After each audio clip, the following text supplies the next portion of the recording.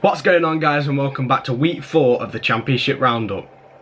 So starting with the game side of things of this episode, the first team I want to speak about is Cardiff. They're the only team that's gone 100% so far in the Championship. They've gone 5 out of 5, and that they added QPR to the list of the teams they've beat this season after they beat them 2-1 at home last weekend. And they've just, I don't know, obviously I said it last week, I think it was, Neil Warnock's a very good manager at this level, very good.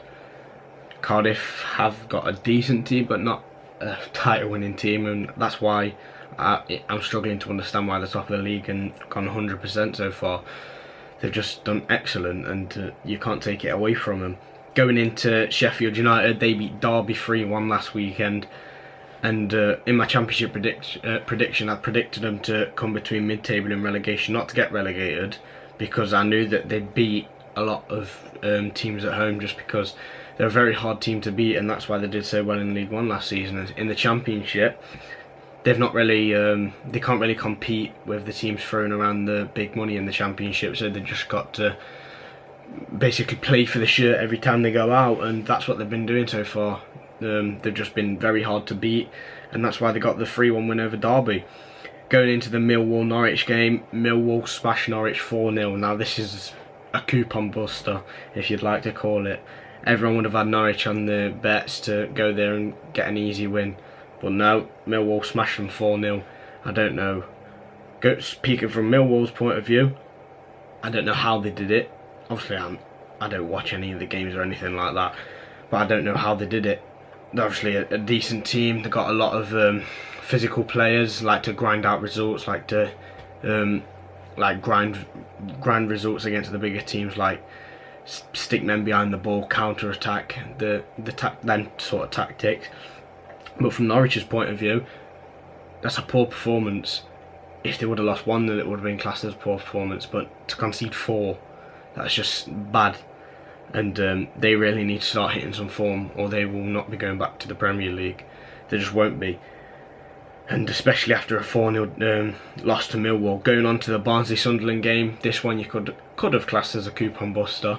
A lot of people would have had Sunderland to beat them, but Barnsley doing what they did last season. They're just at home, beat a lot of teams. They've lost a lot of players over the last year or so, and they're just continuing to do what they do best, and that's be a strong unit, and that's why they beat Sunderland 3-0. Going on to the last of the games, Fulham and Ipswich's unbeaten run in the league. They go to Portman Road and get the 2-0 win. Obviously, two teams at the top of the, well, Fulham at the top of the game last season, not had the craziest of starts in the Premier Championship. So yeah, Ipswich looked very good so far, with Garner, Waghorn, McGoldrick all coming forward. They look like a very threatening team, and that's why they was up there with Cardiff and Wolves. But last weekend it all fell apart, and Fulham, with the new signings, etc., just found them out and beat them. And maybe that's what's going to happen to Cardiff, is someone going to find them out and then they're going to go on a losing streak. Are Ipswich going to go on a losing streak now? I don't think so. I think they'll bounce back, but it could happen. At the end of the day, it just could happen, and there's nothing you can really thingy against that. If they have certain tactics, and a very tactical and smart manager finds out them tactics, then they could be in trouble for the rest of the season. Like with Forest, we're trying to play out from the back, just like many teams this season. But Warburton did it at Brentford, at Rangers. He's trying to adapt the style of play football should be played in, and it's very readable. And I just hope it don't happen to Forest. Obviously we lost 2-0 last week to Leeds on telly.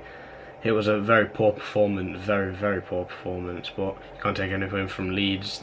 There was a much better side on the day. They turned up, tactically did very well, got a lot of very good players in the transfer window, and yeah, so they got the 2-0 win. Going on to transfers next. So the first transfer I want to speak about, it involves 2 players, and it happened yesterday on deadline day. It was between Derby and Sheffield Wednesday, and it was the swap loan deals of Sam Winnall to go to Derby on loan and Jacob Butterfield to go to Wednesday on loan. Now obviously, if you look at things and how things was done, it looks like they've both got an option to be purchased at the end of the season. That's just how it looks to me anyway, because Sam Winnall was basically saying his farewell to Wednesday fans last night. But if it's only a loan, that's not the case, because he'll be coming back next season. And I don't get why Derby would want a player like that, who's a very good player in the Championship, on loan, and why would Wednesday let him go on loan. I don't know why. I don't know the details about it, obviously. But for Derby, they've got a very good player there. And for Wednesday, they've got a very good player. Butterfield just goes into the midfield of one of the best midfielders in the Championship. They've got some cracking players in the middle of the park. Wednesday haven't. He's only going to make that better. Going into the second transfer is Jota to Birmingham. He's signed on a £6 million deal. Obviously, add-ons go up to probably 8 or 9 million. But that's a real steal at this level, considering Assombalonga went for 15 million, Wood went for 15 million. This guy should have been going for at least 12. He's that good in my opinion. And I just think Birmingham's got a good piece of business there. Brentford could have tried a little bit harder to not let him go, but if you wanted to go, you've got to let him go. Going on to 2 more Birmingham deals, it is Carl Jenkinson on loan from Arsenal. Obviously, he's not had the best of careers at Arsenal and in the Premier League in general, but he's still technically a Premier League right back. He came through the academy at Arsenal. He played at multiple Premier League games, so he's only going to add experience to this Birmingham side that hopefully want to get promoted. And going into the last deal is Harley Dean. He signed on for an undisclosed fee earlier in the week, and he's just going to make the team a lot better. And Harry Redknapp has done very well so far as Birmingham manager. Not so much in the games, but off the field he's done excellent, considering they haven't got the most money in the championship, if you know what I mean. But going into the last deal, it's Jackson Irvine to Hull. He's been linked with a lot of teams this season, including Forest. I think Leeds was in for him at one point, but he's chosen to go to Hull. Undisclosed fee, I can imagine it being around £4 or £5 million. Very good player at this level. Obviously, not many people know about him because he came from League One and Burton. But yeah, he's good attacking midfielder. Can play behind a little bit as well, more in the central part, winning the ball. And he's only going to help Hull, who haven't had the best of starts, but picked up a 4-0 win last week against Bolton. And expected to win that one, especially at home. But yeah, all these transfers are only expected to strengthen their sides. So that's going to be it for the end of the episode. If you enjoyed, then drop a like below, subscribe if you haven't for more of these episodes. And until then, see ya.